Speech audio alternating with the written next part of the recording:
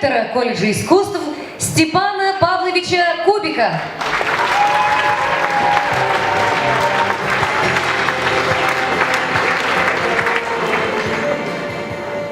Уважаемые ветераны, наши любимые преподаватели, студенты, выпускники колледжа искусств, наши друзья.